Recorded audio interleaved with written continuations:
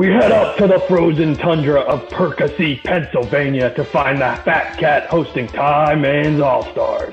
Patrick Mahomes, more like Hat Trick Mahomes, puts up 3 toddies to lead the All-Stars to a commanding Week 1 victory. Najee, Barrett, Bueller's day off looked rather sickly, while the rest of the Stars had an impressive day. The Fat Cat is not purring after scoring just 91, led by a goose egg from Brandon I. Yuck. Time Man 148, Fat Cat 91.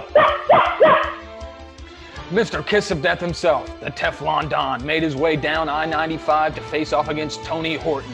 Some loved the Don's sentimental email to start the season, but some were left thinking, did he get soft? How would it affect this one? Teflon got up early big with a Thursday from CD and Godwin, but here comes Tone, Tone, with a game from the connection in Glendale with Kyler and D-Hop. But the main difference, the tight ends. Welcome to the NFL, rookies. Pitts with 10, and since Derek Carr can't throw the ball to anyone else, Darren Waller with 26 points. Horton takes this one, 158-130. Fumble! To Jersey City we go to find the Jimmy Johns hosting the reigning champs, the Hard Hitters. A good game by DeAndre Not Guilty Swift was not enough to keep the hitters from the electric chair in Week 1. Evans, Barkley, Ridley. The Johns headed into Sunday Night Football needing big games from his 2 Rams 1 cup, and the duo had Nigro licking shit by halftime. The Johns go rumbling, bumbling, stumbling to 108, 10. Johns 119, Nigro 106. Fumble! He fell asleep on draft night, but would the Buffaloes wake up for Week 1 against a younger, better-looking Rhodes brother? Rhodes up early with a big night from the GOAT, but here comes Kipper. The Downingtown B-Dubs was a rockin' with I Got a Feelin' and CMC going for almost 60 combined. But Joe Mixon treated the Vikings D like a blonde chick in a Zaxby's, but that wasn't enough to eclipse the lows. With vape in hand and the big fella puff passes by Little Rhodes in a barn burner, 145-103. Nobody circles the wagons like the Buffaloes. Back up to New York for a battle of the Big Apple. The city's so nice that your rent costs twice. Luch hosted Burnt Toast, who was ripped in the draft review by yours truly, Tej. This one was over before it started, as Dak went nuclear on Thursday. Luch continued to pour it on the backs of Travis Kelce, see you later, and Sterling, don't try to trade him to me, Luch Shepard. A heap of meandering performances left Burnt Toast feeling charred around the edges, and losing Jerry Jeudy is the overrated strawberry jelly on top. Luch 150, Toast 112. Back. With a wedding coming up in December, FSL's in his contract year as a bachelor, how would this affect him Week 1? The redheaded stepchild of Thursday night did it again, with Pendejo throwing up 61 with the walking sexual assault claim, AB and Amari Cooper. But not so fast. Mr. Unlimited and Dalvin balled out to give SB a chance to win down the stretch. But then Raheem Mostert showed us that he was who he thought he was. The Cool Cats didn't let him off the hook. A blowout in ATL with FSL going down 133-105. We head down to the beautiful streets of Baltimore to find the Doves hosting Big Daddy AE. Famous for its overpriced crab cakes and double homicide siege, Big Daddy did his best impression from Omar from The Wire. Rip boom. Amen, Tej, and robbed the Doves of their drugs, dignity, and a Week 1 win. Aaron Rodgers is looking like an overworked porno producer these days that just couldn't get it up. Over 0 points, that is, scoring negative for the week. Huge games from Jalen Hurts so good and Tyreek King of the Hill was enough to beat the Dubs single-handedly. You heard that right, Tej. Hurts and Hill 72, Dubs 65. All right, hope everyone enjoyed the fastest 2 minutes. It's a new segment we're bringing to you this year on the MBMFL weekly YouTube show. This is the commish Steve here with my favorite co-host, the Jibby Johns. What's up, JP? Not too much. A good Week 1 in the books. Hurts with a Buffalo Bills loss, but made a little bit better by an MBMFL win by the Johns. So I'm happy going into Week 2.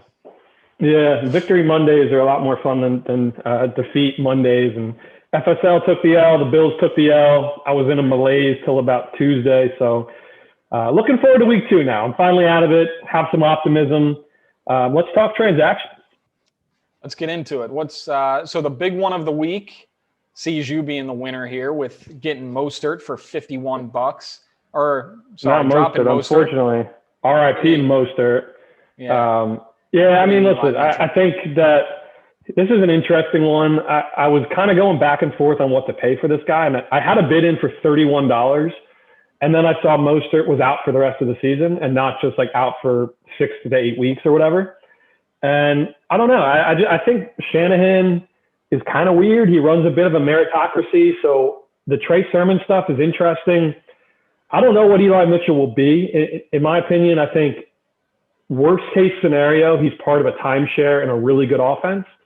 Best case scenario, he's kind of the 1A or the lead dog, but it's certainly not going to be like his show, right? I think everyone kind of knows that, but the way I look at it is, you look at guys like Philip Lindsay a couple years ago, Mike Davis last year. I like to try to take my shots early. And if you get a guy and he can contribute for the whole year, even as a flex or an RB2, we all know injuries and buys.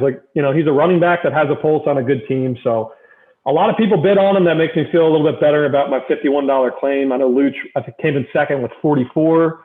So we'll see. I think he's going to get the start this week, but people may say I was on tilt after the Mostert injury. I think there's some good value here. I think he could be a pretty good player. Yeah, I think when one of your lead backs goes down, you kind of have to take that stab. And I don't think Mostert is obviously he's not a CMC. He's not like a main guy that was going to drive your team to success. But it's like you kind of have to take that shot and be like, if I'm going to contend, I need to hit on one of these kind of backs that are coming out of the woodwork from an injury. So I think you had to hit on it. $51, I don't think's that bad. I don't know. I think you kind of had to do it with that injury news. Yeah, so I win the Daddy Warbucks award of the week. Second up was Kipper. He spent $25 on Ingram. Ingram clearly looked like the lead dog in Houston. My only question is, how often is Houston going to be winning by 2 scores? I would suggest pretty rarely. So I think it's a warm body in a 14-team league at running back, so he has some value. I just don't really know how much. A couple other interesting ones. Nigro rage dropped Zach Moss on Sunday morning after he was ruled as a healthy scratch, which I think came as a surprise to a lot of people. One of the other interesting ones, I picked up Latavius Murray prior to him being signed to the Ravens. So that was a little crystal ball moment. That was a big one. He played almost the whole second half for the Ravens. So there's a lot of dudes there. That Tyson Williams looked pretty good, but he had that pass protection issue, and then Latavius came in. He's another guy that could be an RB2 or a flex or just a warm body. So I like to pat myself on the back for that one. Yeah, that was a nice little preseason pickup. I remember we actually broke the news to you live when we were at our draft and said he actually just signed with the Ravens. So that was I don't know. That was definitely a crystal ball moment, a little luck from FSL, but that's what you need sometimes. That's what you need. What you need. Yeah, I had bad luck with Mostert. I'll take a little good luck with Latavius. Maybe he can be something. Yeah, he's a good running back. So. Yeah. Anything else you want to chat about on transactions?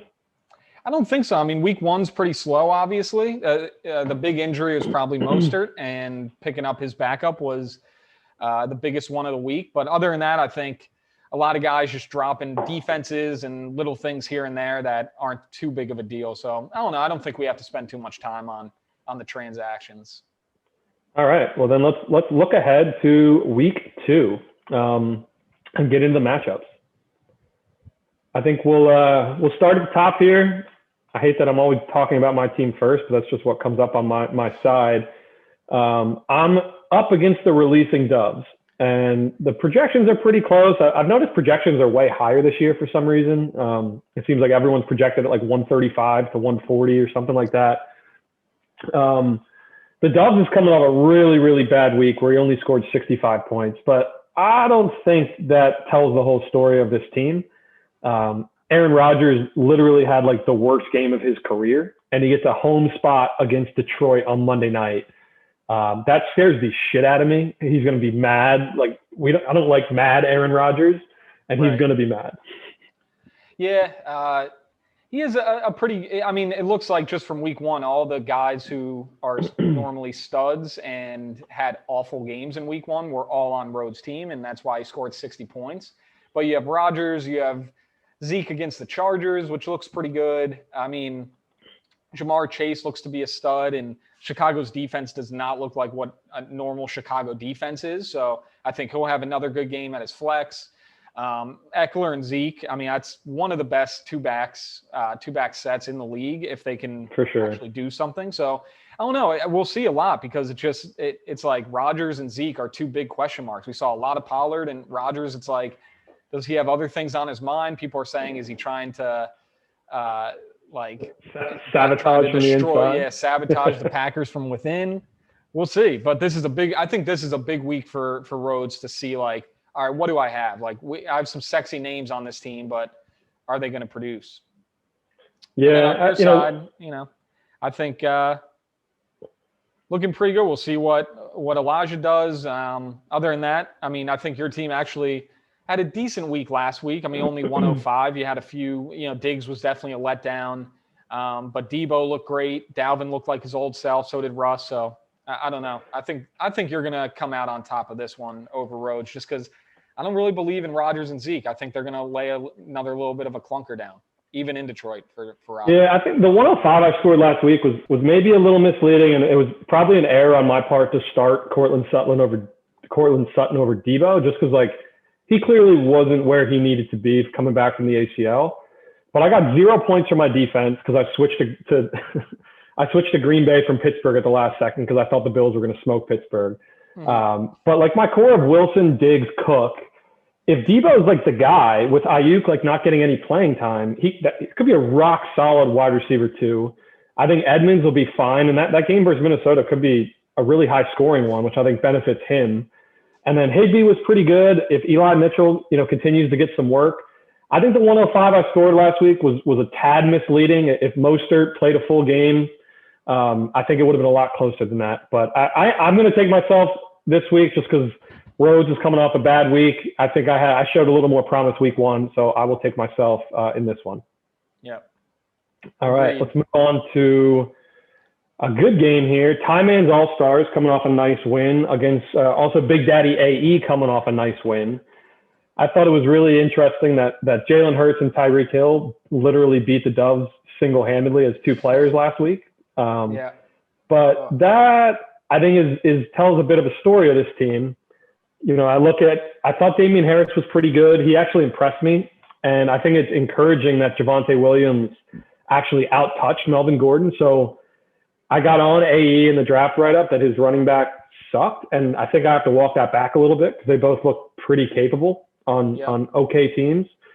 I think Robbie Anderson, there's reason to be concerned. A-Rob, I'm not sure he gets unlocked until Fields plays, and that's still a maybe if that happens. I think Tyler's got a good team. What do you think? Yeah, Tyler does have a good team. I think Najee obviously had a clunker week one against the Bills. But then again, the Bills' run defense, the Bills' defense looked bad to begin with, and it's like, is it time to sound the alarms, much to Nigro's happiness there, but is it enough to sound the alarms for Najee's offensive line and just say, like, the Bills kind of got beat every which way except for that run defense, which, Bills it's been a weakness of ours too. Like, we're not particularly good at stopping the run, and it looks like the Steelers might not be able to run again.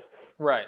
So that's a little scary. Hines is going to catch a few out of the backfield. As the underdog here, I'm actually liking AE. I think Hurts is a little undervalued in terms of projections. I think San Francisco could be a little bit of a shootout. And if Hurts is the real deal, if he can run and throw and all that kind of stuff, and then obviously his running backs look like two mid-level guys, and they look great last week. So going off of last week, I think AE pulls up the upset on Ty Man. Okay, we'll disagree there. I'll take Ty Man.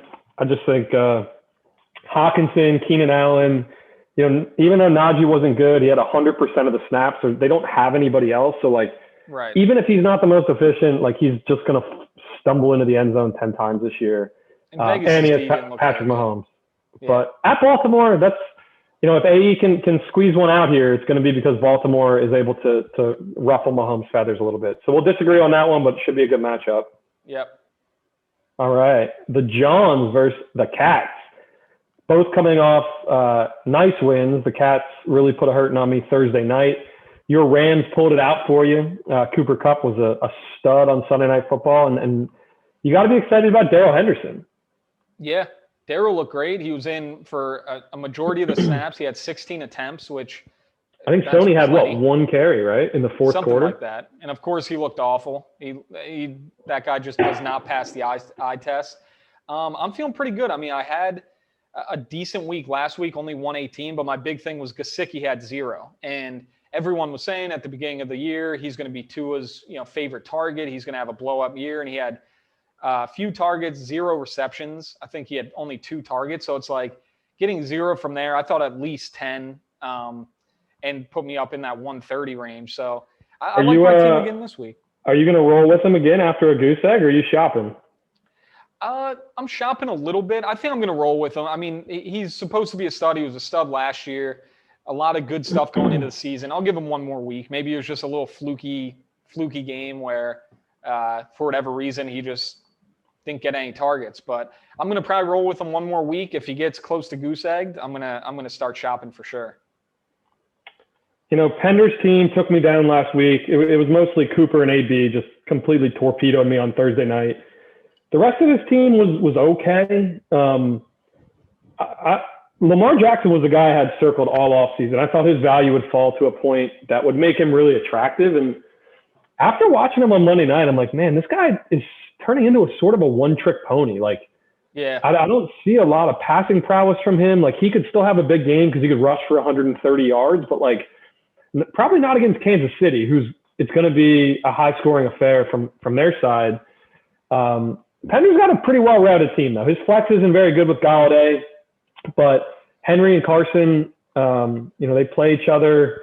We'll see how the matchup goes. Henry, had a bad matchup last week, and that was my chance to get back in the game against Pender. I think your team's pretty solid. I'm going to take you in this one. I don't know if I'd roll Gesicki out there. I think there are a couple guys that I may slot in for him, and Pittman as well. I don't know. That could be, what do you have, 3 for 29? Yeah. The bottom end of your roster is hurting a little bit. Yeah, I'm not trusting Gabe Davis too much. I mean, he did have a touchdown last week, but other than that, he only had 5 targets, 2 receptions. So it's like, I don't know if I trust him. And then Henry Ruggs, he could be kind of a hit or miss guy. He kind of had the same stat line as Gabe Davis without the touchdown. So I like the fact that, but Pittman only had 1 more reception. So that may be a game time decision where if I'm at a bar watching the Bills, maybe I'll slip Gabe Davis in there as a little homer pick. All right, I'll take you for the record. You going to take yourself? Yep, I'm going with me. All right, Teflon Don versus the Fat Cat. Teflon Don, the recipient of the 2021 kiss of death from the commissioner, falls to 0-1. It was a hard-fought battle against Horton, who looks really fucking dangerous this year. Fat Cat 0-1. Didn't have a great week. Chubb versus Houston is an absolute smash spot. I think Herbert versus Dallas, that could be a shootout. I don't love the rest of Fat Cat's roster. A lot of money is tied up in both Brandon Ayuk and Trey Sermon, which I have Deebo Samuel and Elijah Mitchell, which I can't believe I'm saying this sentence, but like I may rather have those 2 guys than Ayuk and Sermon at this moment in time. And that could very easily change. But right now, I don't know if you could start either of those guys, even if Sermon's active. I mean, I will say, looking at Shenault and Williams' stats, I'm like blown away. Williams, I mean, he had a Keenan Allen stat line: 12 targets, 8 receptions, 80 yards, and a touchdown. Shenault, a little less. I mean, 9 targets for a 50. Yeah, 12 targets is insane. 9 targets. If he gets a touchdown in there, he's having a much bigger day. He still had 12 points. So maybe Ayuk is kind of a whiff on the Fat Cat, but then you have those 2 guys. If they can be studs, if Williams is, Herbert's guy, that could be just slot him right in, don't miss a beat. Definitely. Do I hear you saying there's an upset brewing? Is that what you're trying to say? I'm going to go upset. I like that Herbert Williams stack. Gaskin against Buffalo. I hope he doesn't score too much, but I think he should have a good day against their run D. And then Chubb, he looked great. I'm mad that I let him go because it looks like he's getting a lot more burn than Hunt was last year, or than him and Hunt.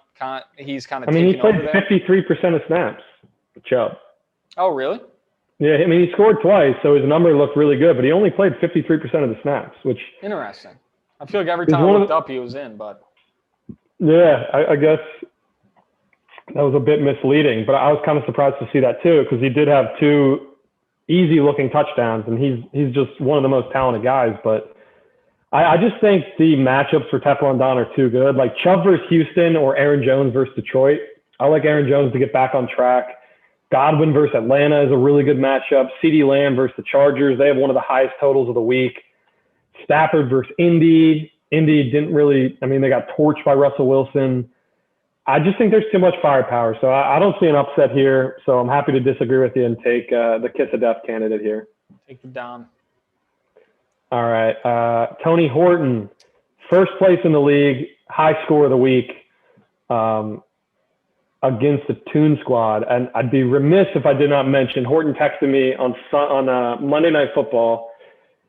This crazy human being put $1,300 on Tyson Williams to score the first touchdown of the game, and he hit it for $20,000.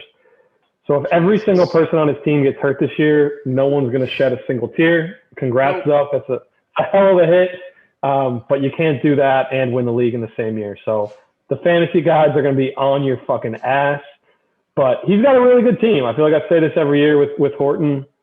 I think the big concern here is McLaurin, right? Like, with Fitzpatrick out for God knows how long, is this the end for him? Like, Tyson Williams didn't play in the second half.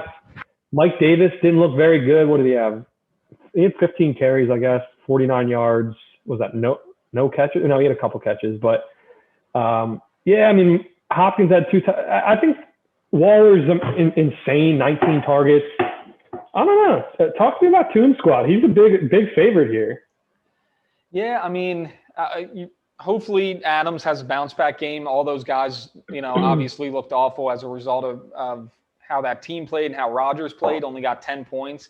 Still went 5 for 56, 7 targets. So still right, 10 points isn't like he didn't lose you the week. I mean, right, exactly. He didn't win it for you, but could be worse. I think Lockett, hopefully for my sake, I know Lockett and Metcalf kind of have trading weeks. So Lockett with those 2 long touchdowns, he'll probably revert back to the mean, I would think.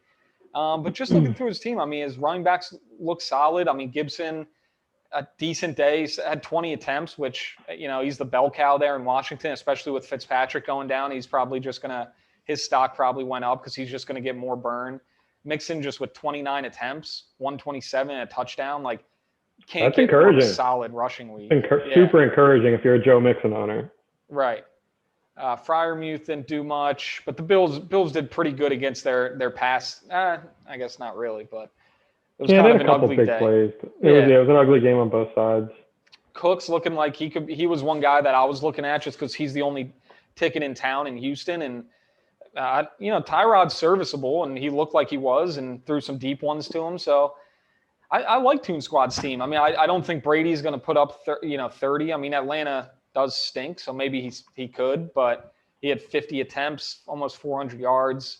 If he reverts back a little bit, they're a good team. I think I'm going to go with Toon Squad just because I just refuse to believe that someone could hit a $20,000 bet and win week 2. So just to make me feel a little bit better about myself, I'm going Toon Squad.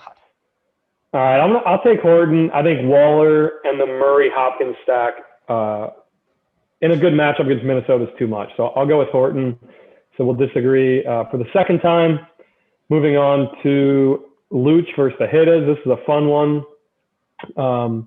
Nigel coming off a kind of an up and down week, but like his 2 best players were like Swift and Gronk in like a blowout. And Ridley was trash. Evans was trash. Barkley, I mean, it's a 14-team league, so you kind of have to start Barkley, but like short week at Washington. I mean, I don't know. If he cracks 11 points, I think I'll be pretty surprised. Yeah, agreed. And Swift was kind of another one who was kind of not looking great, and then he caught that one touchdown, and it was like kind of salvaged his week. I wish Yahoo would show receiving stats. It's a little hard to see here, but it's weird. I feel like they used to do that. Yeah. But yeah, I don't know. A lot of guys with question marks. You have Fournette, who, I mean, Rojo he got benched early because of that fumble, but Fournette only had 9 carries. So it's like, can you really rely on him? Rojo will probably be have a bigger workload going into this week anyway. Yeah, man. I think his matchups are kind of bad. Like Ridley at Tampa, that's not a good matchup. Tannehill at Seattle is not bad. I think on the other side of the ledger, I look at Luch with Dak at the Chargers. I like that. Jefferson at Arizona, I like that. Woods at Indy, I like that. James Robinson looks like he was complete fool's gold to people who paid $35 for him. Like I think he played like 37% of the snaps or something like that.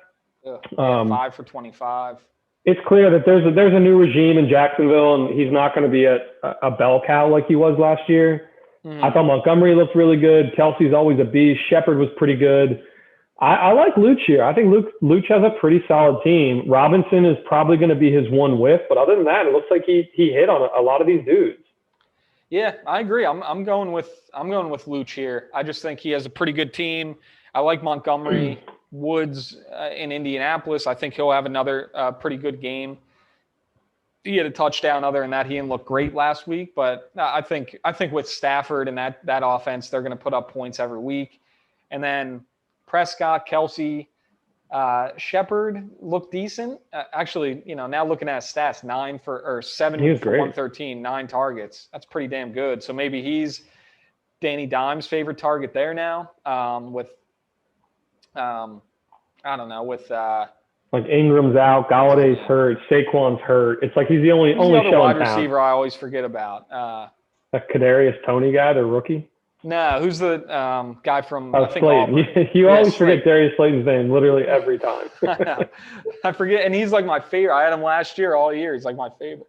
But yeah, he's out of the picture. So yeah, I don't know. I think Luch is gonna put up 130, something like that, and I think Hitta is going to struggle to cross that 110 threshold again. I think Luch takes Niagara out to the woodshed looking at these matchups. Yeah. All right, final one of the week, the Buffaloes versus Burnt Toast, 1-0 Buffaloes versus 0-1 Burnt Toast. Kipper gets it done even with Josh Allen not having a great first week, which was a bummer for Bills fans. Christian McCaffrey scores 28 points and leads all running backs in scoring through 1 week and didn't score a single touchdown, which is insane. Yeah, insane. You see that 27 points. I can't imagine he'll score under 30 for the rest of the year because, we watched his whole game and he looked good and he ran the ball well. He got a lot of catches, but he just couldn't really get things going and he almost had 30 points. It's I honestly can't see. I feel like he's going to score a touchdown almost every other game. And honestly, if he scores under 30, it's like a head scratcher. So right. If you play McCaffrey and he goes for 22 against you, you got super lucky at this point. It's insane to say that, but there's a reason he's the best player in fantasy, and week 1 was pretty evident of that. I think Kipper's got a good team. Ingram, fine. If you have McCaffrey, you can have some weak spots. Devonta Smith was good. I'm a little worried about Pittsburgh receivers. I'm just worried about Pittsburgh offense. And they both have one, Juju versus Deontay. I don't like Toast's team. I've been pretty vocal about that. I think I gave him a D in the draft write-up. Mm-hmm. Was good in week 1. It's 17 points. Edwards-Helaire. I know that stat line so well from last year. 14 for 43 and 4 catches for 30. That's what he gives you every week. And that's fine. But when you pay $50 or whatever, $40 for a guy, he just gives you these 10 to 13 point stat lines every week. And it's fucking maddening. Because Mahomes and Kelsey and Tyreek will go off and you're like, why is my guy not involved in this? Getting all these points. And week 1 was more of the same for him. AJ Brown had an okay week. He scored, but only 4 catches, which is not unfamiliar territory for him. I like Kipper. I think Josh Allen's going to bounce back in a big way. He fucking owns the Dolphins. And McCaffrey versus New Orleans, I think that's okay. I'm not too scared of that. What do you think? Yeah, I think Kipper as well. Looking at Burnt Toast team, I think looking around like a 110 type week, and I think Kipper's probably going to get, 60 to 70 from McCaffrey and Allen. Like you said, I think Allen's going to have a bounce back. I think that was just they got caught off guard a little bit, a little unprepared. I think they're going to come out pissed and just smoke Miami. And then, from there, all you need is 50 from all those other guys, which, yeah, Devonta looked good. Goddard looked good. Having two Philly, that's not unlike Kipper having a Philly tight end and wide receiver. But and Theon and Deontay are serviceable. I mean, Theon had a great game. He looked awesome. It looks like the easy number one there in Minnesota. So, yeah, I'm rolling Kipper. I think he puts up about 130, 140 and rolls pretty easy over Toast. All right, that's matchups. We're going to get to a new segment here, and it's going to be wrapped into Lock of the Week, but we're also going to give you two picks. You can't hold us financially liable if these lose, and we're going to keep track all year. We're going to give you one spread we really like this week, one total we really like this week, and then we're going to give a Lock of the Week in the Fantasy League. So, JB, I have the spreads up. I'm happy to go first if you want to take a second. Yeah, you can go first. I'm looking at them now. So I'm going to start. And let's say we can't pick the same one. How about that? We'll switch off going every week. Call me a homer. I'm going to take the Bills -3.5. Josh Allen's never lost to the Dolphins. The Dolphins won on the road last week. The Bills lost at home. This feels like a mean reversion. You may remember week 17 when we beat them by 30 points with our backups. I think the Bills are pissed off. I think they got some cold water thrown on their face. They've been overhyped for months now, but I think they go into Miami and take care of business. So I'm going to take the Bills -3.5. And then as far as totals go, one that I like, believe it or not, I like the under Thursday Night Football special. It's the lowest total of the week, 40.5. I don't see how the Giants and the Redskins make it to 40.5. I think this is a 17-13 game, 2014. It's low, but that's not scaring me off of it. I'm going to take under 40.5 on the Thursday night game. And then my lock of the week in the fantasy league, I'm going to go back to one that I already called, and I called it a blowout. It's going to be Luchinator over Hittas. I look at Hittas matchups, and I hate it.